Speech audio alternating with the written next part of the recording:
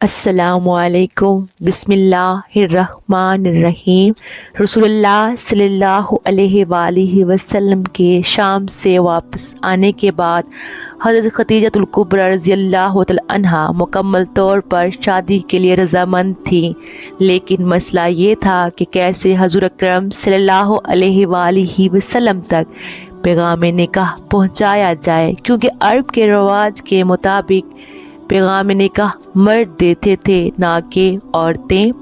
آخرکار جناب حضرت خدیجہ الکبریٰ رضی اللہ تعالی عنہا نے اپنی سہیلی نفیسہ بنت منیہ کو اپنے گھر بلایا اور اس سے درخواست کی کہ حضرت محمد صلی اللہ علیہ وآلہ وسلم کی خدمت میں جا کر حضرت سے رشتہ ازدواج قائم کرنے کے ان کے ارادے کو بیان کرنے کی ضمن میں جس طرح بھی ممکن ہو سکے حضرت کے نظریے کو حاصل کرے۔ نفیسہ نے حضرت محمد صلی اللہ علیہ وآلہ وسلم سے اس وقت ملاقات کی جب آپ صلی اللہ علیہ وآلہ وسلم کعبے کا طواف کرنے کے بعد لوٹ رہے تھے۔ نفیسہ نے حال احوال پوچھنے کے بعد آپ سے سوال کیا، اے محمد صلی اللہ علیہ وآلہ وسلم، آپ شادی کیوں نہیں کرتے؟ حضرت صلی اللہ علیہ وآلہ وسلم نے جواب میں فرمایا، خالی ہاتھ شادی نہیں کی جا سکتی ہے۔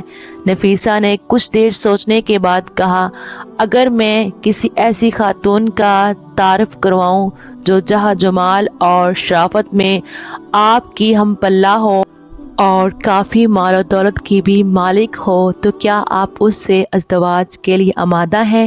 حضرت محمد صلی اللہ علیہ وآلہ وسلم نے تھوڑا سا غور کرنے کے بعد فرمایا، وہ کون ہو سکتی ہے؟ نفیسہ نے جواب میں کہا، خدیجہ الکبریٰ رضی اللہ تعالی عنہا۔ حضرت محمد صلی اللہ علیہ وآلہ وسلم نے سوال کیا، کیا وہ شادی کرے گی؟ میں نے تو سنا ہے کہ وہ بہت سے لوگوں نے ان کی خواستگاری کی اور انہوں نے ان سب کا انکار کیا ہے۔ اگر وہ راضی ہوں تو میں بھی راضی ہوں۔ نفیسہ فوراً جناب خدیجہ رضی اللہ تعالی عنہا کے گھر میں پہنچی اور انہیں حضرت محمد صلی اللہ علیہ وآلہ وسلم کی ان کے ساتھ شادی کرنے کی رضامندی کی خبر سنا دی۔ حضرت محمد صلی اللہ علیہ وآلہ وسلم نے جناب خدیجہ کی آپ سے شادی کرنے کی رضامندی اور ان سے ازدواج کی اپنی دلچسپی اور رضامندی کے بارے میں اپنے چچا ابو طالب عباس اور ابو لہاب کو آگاہ کیا۔ ابو لہاب نے کہا، میرے بھتیجے، ہمیں عربوں میں بدنام نہ کرنا، تم خدیجہ کے لائق نہیں ہو۔ حضرت صلی اللہ علیہ وسلم کے چچا حضرت عباس اپنی جگہ سے اٹھ کر کھڑے ہوئے اور ابو لہاب سے تیز لہجے میں مخاطب ہو کر کہا، تم ایک پست آدمی ہو، خدیجہ میرے اس بھتیجے کے بارے میں کون سا اعتراض کر سکتی ہے؟ محمد صلی اللہ علیہ وآلہ وسلم دلبر جمال و کمال کے مالک ہیں، خدیجہ کیسے اپنے آپ کو ان سے برتر ثابت کر سکتی ہیں؟ کیا مال یا کمال کی وجہ سے؟ کعبے کی خدا کی قسم، خدیجہ الکبریٰ رضی اللہ تعالی عنہا جتنا بھی محمد صلی اللہ علیہ وآلہ وسلم سے مہر چاہے، میں گھوڑے پر سوار ہو کر بیابانوں میں گھوم کر اور بادشاہوں کے محلوں میں جا کر اسے مہیا کروں گا۔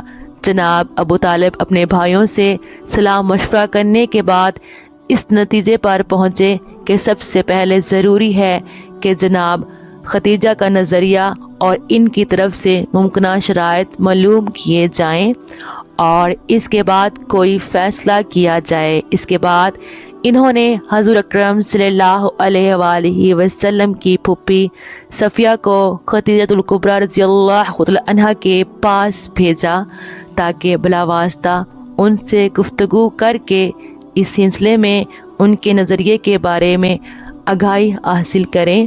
جناب صفیہ جناب خدیجہ کے گھر گئیں۔ جب جناب خدیجہ کو معلوم ہوا کہ صفیہ ان کی ملاقات کے لیے آئی ہیں، وہ دوڑ کے استقبال کرنے کے لیے آگے بڑھیں اور انہیں اپنے مخصوص کمرے میں لے گئیں۔ جب کمرے میں داخل ہوئیں تو اپنی کنیزوں کو حکم دیا کہ جناب صفیہ کے لیے خورد نوش کی لذیذ نعمتیں لائیں اور ان کی خاطر تواضع کریں۔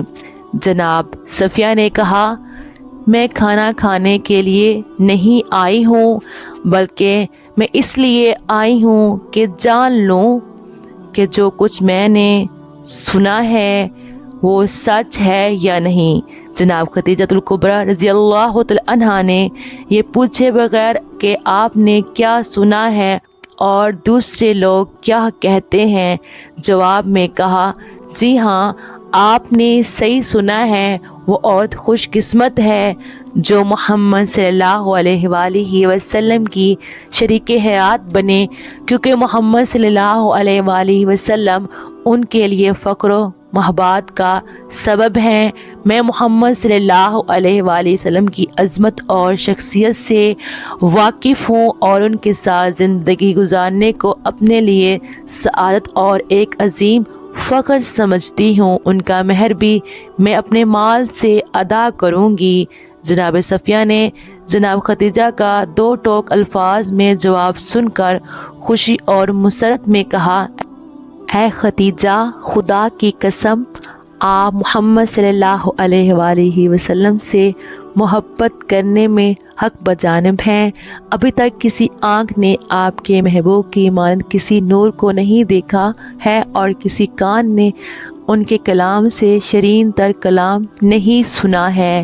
اس کے بعد جناب صفیہ نے حضرت خدیجہ سے رخصت لی اور مسرت و شادمانی کی حالت میں جناب ابو طالب کے گھر کی طرف لوٹی، جہاں پر بنی ہاشم کے بزرگ افراد ان کا انتظار کر رہے تھے۔ جناب حضرت ابو طالب کے گھر میں داخل ہونے کے بعد جناب صفیہ نے بنی ہاشم کے بزرگوں کے سامنے حضرت محمد صلی اللہ علیہ وآلہ وسلم کے تئیں جناب خدیجہ کے ناقابل توصیف محبت و احترام کو بیان کیا۔ ابو لہب کے علاوہ بنی ہاشم کے تمام افراد یہ خبر سن کر خوش ہوئے، کیونکہ ابو لہب ہمیشہ حضرت محمد صلی اللہ علیہ وآلہ وسلم سے حسد رکھتا تھا۔ اس کے بعد حضرت کے چچا اور بنی ہاشم کے بزرگوں نے باضابطہ طور پر جناب خدیجۃ الکبریٰ رضی اللہ عنہا کے پاس خواستگاری کے لیے جانے کا فیصلہ کیا۔ 28 سال ہجرت سے قبل بعد سے 15 سال قبل 9 شوال کو جناب ابو طالب اپنے عید کے لباس کو زیب تن کر کے بنی ہاشم کے چند بزرگوں کی سرپرستی کرتے ہوئے حضرت خدیجہ کے چچا عمرو بن اسد کے گھر کی طرف روانہ ہوئے، کیونکہ طے یہ پایا تھا کہ نکاح خوانی کی رسم وہیں پر منعقد ہوں گی۔ خاطر توجہ اور مہمان نوازی کے بعد سب سے پہلے جناب ابو طالب نے خدائے سبحان اللہ کی وحدانیت اور مکہ محمد کی عظمت کے بارے میں ایک خطبہ پڑھا۔ خطبہ پڑھنے کے بعد مہر کے بارے میں گفتگو ہوئی۔ حضرت خدیجۃ الکبریٰ رضی اللہ تعالی عنہا کے مہر کے بارے میں مختلف اقوال نقل کیے گئے ہیں۔ ابن عباس نے خدیجہ کا مہر 12 قیا ذکر کیا گیا ہے، جبکہ سیر ابن ہشام میں ہے بکرا ذکر کیا گیا ہے۔ مہر دینے کا وقت آیا تو حضرت خدیجۃ الکبریٰ رضی اللہ تعالی عنہا کھڑی ہوئیں اور اپنے چچا عمرو سے فرمانے لگی، ممکن ہے دوسرے مسائل میں آپ اختیار رکھتے ہوں، لیکن یہاں پر خود مجھے اختیار ہے۔ اس کے بعد کہا، اے محمد صلی اللہ علیہ وآلہ وسلم، میں نے اپنے آپ کو آپ کی بیوی قرار دیا اور مہر بھی میں نے اپنے ہی ذمہ لے لیا۔ جناب ابو طالب نے مخاطب ہو کر کہا، گواہ رہنا کہ خدیجہ نے محمد کو اپنے شوہر کے عنوان سے قبول کیا اور مہر بھی اپنے ہی ذمہ لے لیا۔ ابو جہل کھڑا ہوا اور غضبناک ہو کر ہزار سے مخاطب ہوا اور بولا، تعجب کی بات ہے کہ عورتیں مردوں کے مہر کو اپنے ذمہ لیتی ہیں۔ جناب ابو طالب غضبناک ہو گئے اور کھڑے ہو کر کہا، جی ہاں، اگر کوئی مرد میرے بھتیجے کی مانند ہو تو عورتیں سب سے گرا قیمت مہر کو بھی اپنے ذمے لیتی ہیں، اور تم جیسے ہوں تو گرا قیمت مہر لیے بغیر ان سے ازدواج کے لیے آمادہ نہیں ہوتی۔ مہر معین ہونے کے بعد عقد و نکاح کے مراسم منعقد ہوئے اور جناب ختیجہ اس طریق کے بعد قانونی طور پر حضرت محمد کی شریک حیات بن گئی۔ ناظرین گرامی، یہ یاد رہے کہ آپ صلی اللہ علیہ وآلہ وسلم ملت ابراہیمی پر قائم تھے اور حضرت ختیجہ رضی اللہ تعالی عنہ کی راستی اور طہارت بھی مسلم تھی۔ نیز ورقہ بن نوفل کی تعلیمات کی روشنی میں وہ آپ صلی اللہ علیہ وآلہ وسلم کو بنی آخر الزمان ہی سمجھ کر نکاح کر رہی تھی، اس لیے یہ نکاح دین حنیف ملت ابراہیمی پر منعقد ہوا تھا۔ عقد کی تقریب ختم ہونے کے بعد تمام مہمان اٹھ کر اپنے گھروں کو چلے گئے۔ رسول اللہ صلی اللہ علیہ وسلم بھی اپنے چچا ابو طالب کے ساتھ گھر جانے کے لیے کھڑے ہوئے۔